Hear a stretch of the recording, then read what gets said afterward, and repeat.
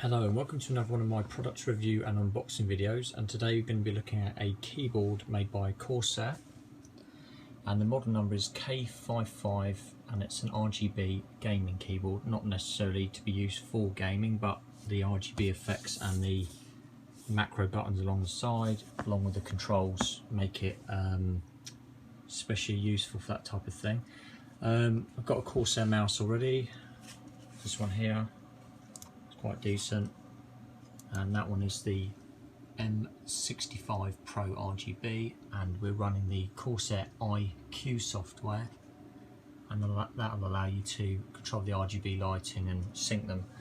So this was from Amazon. It was about £40 at the time of buying it. I had some money off of it, and my previous keyboard is a Logitech.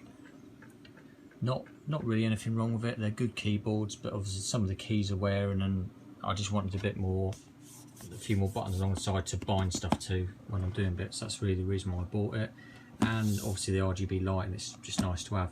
So standard sort of Corsair box, yellow. Most of those products come in these nice boxes, quite well presented. Sorry, it's the English version of the keyboard, and it does say it's compatible with the iCue software, which is nice, and they'll go into that in a minute. So I may have to shoot this video in a couple of parts, just because I'm literally shooting this with one hand. I've only got two hands. So technical specifications of it: 8 selective rollover anti-ghost and keys, 822 grams. It's got a bit of weight to it. That's not those specs there. That's what that is. The back has got better specs. It's got more detailed specs, ones you'd more be interested in, sort of thing. IP42 rated dust and spill protection, so it's not an IP67 or anything like that, but it's got quite a good ingress protection rating. 3 zone dynamic RGB backlighting, 6 programmable macro keys, ones I said earlier. Detachable palm rest. This is here so when you're using it, you don't get RSI in your wrists, etc. Dedicated volume and media keys, yeah, good for just being able to mute, and powerful iCue software, which I've already mentioned.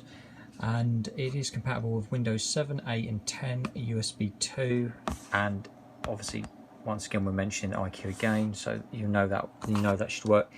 And apparently it does also work with the Xbox One, so you can also use this for your gaming console to give you an enhanced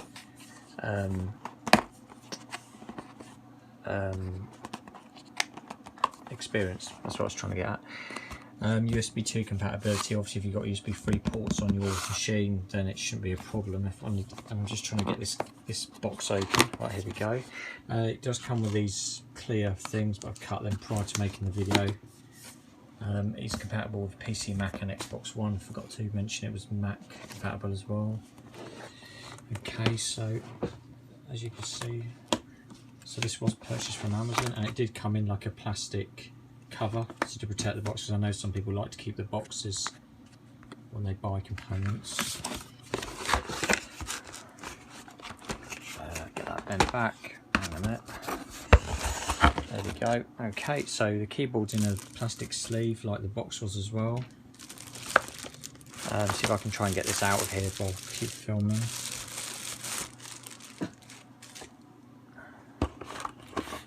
And the cable is attached in this box here, and the end of the it's quite a long cable by the looks of it, and the USB's got almost this strain relief thing on the end of the plug. My mouse has exactly the same thing, so that's just obviously a Corsair design type thing. So we get that out of the box. That's the keyboard. We've got a warranty guide and user manual. So we've got an air. Should have the palm rest, and that's the palm rest. So that's really it in the box. Nothing else in there. No. Okay. Put that on the floor. And this is the keyboard itself. So if you're thinking about buying one of these and wondering what the finishes and things like that is, hopefully this video helps you. So we've got like a matte black finish here. This is what the buttons sound like compared to a normal Logitech. Obviously it's brand new, so it will be sound a bit different. These are just the same. Nice Corsair logo there, and it's got obviously the plastic film to protect it, which you can peel off. Obviously your main buttons here, like on that one. Media control, what else can I say about it? It's got the RGB, I haven't tested that yet, but I'll add another part into this video and plug it in. So you've got on the back, so you've got your anti-slip, and you've got these little things to raise it up, and some bits like that. USB 5V standard thing. Okay, and I'm not sure how this palm rest. Okay, so it looks like the palm rest go. I'll try and get a thing of this. Just one hand. So this is the palm rest. Interestingly, it's got a totally different colour. So this is the palm rest, which is a very dull matte. I'd say the keys were a satin finish, and this is a gloss. So this is a gloss black satin finish, and this is definitely a matte without a doubt. And it's got grip, so be comfortable to use. It's got the non-slip, and it's got these little tabs here. By the looks of it, go into the bottom of that. So what I'll do next is I'll plug it in and we'll get it all set up, and we'll see what the lighting looks like. Hello and welcome back to the second part of the video. So obviously the keyboard's plugged in and installed. The iCue software picked it up straight away. Windows installed the driver. I didn't really have to do anything. It's quite nice. I added the palm rest and just clicks in the bottom. What I didn't include some information about this, but warranty guide, you might want to check that out. It's got a little manual with it, always worth reading. Just tells you basically what each area on the keyboard is. I've gone over that a little bit in the first part of the video, macro key functions. So if something's not working as you expect, or you're just wondering how to do something, definitely worth checking this out. Looks like there's a macro key to record one, so you record stuff you do, then you hit a key and it'll execute that. And there is even key combinations here for the RGB for the different zones, and I didn't know that. So there we go. And then backlighting mode's continued, but obviously you'd have to remember what these were. I'm sure if you used it enough you would. So that's the two included pieces of literature. So this is the keyboard. Looks quite nice. The only thing I'd say about it is the text on the buttons is quite small. It looks bigger on camera, but that is, like, print screen is small. So you will have to get used to that, and the @ sign there. It is an @ sign, but it's almost not, sort of thing. But that's just because it's brand new and I'm not used to it yet, but that's fine. So anyway, the iCue, so if you're buying this, then obviously the macros are important to you, and all these controls work here. So the mute button, that just works out of the box. You'd expect that to, and also the playback controls, they work as well. I've just tested that. The lighting control here, it's already got bits on it, it's brand new out of the box. Turn that off and then on, then again, that would increase the brightness. So that's low, medium and high, and that's just going through the colours things set on the iCue at the moment. So in order to set the colours, as you can see both devices are listed, we would click that keyboard there, lighting effects. Now I haven't used this software comprehensively, and I'm sure there are people watching this will know a lot more than I do, but I'm just going to go over it as a basic thing.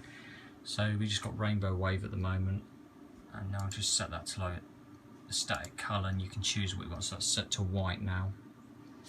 It actually looks a lot more whiter by eye than it does on camera, and the same goes for the mouse. I can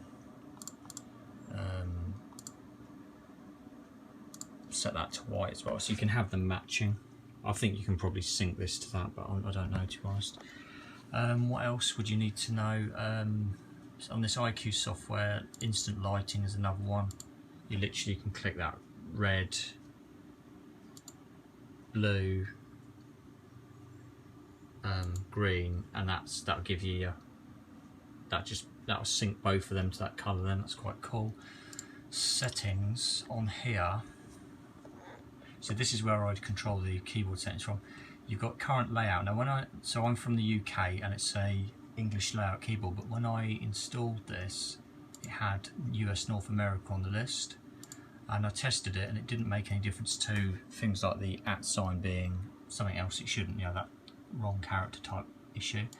I just set it to UK and apparently it's already running the latest software. Anyway, you can update it from here as well.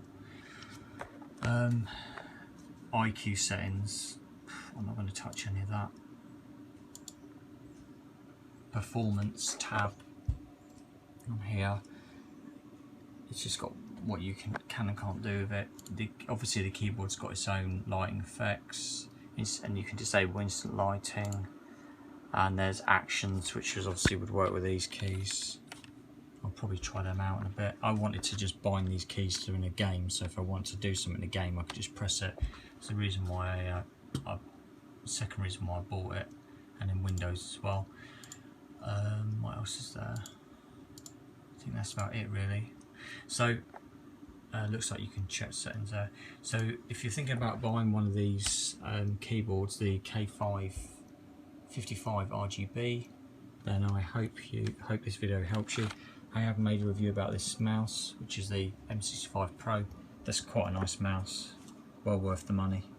So check that out as well if you're interested. Right, thanks for watching.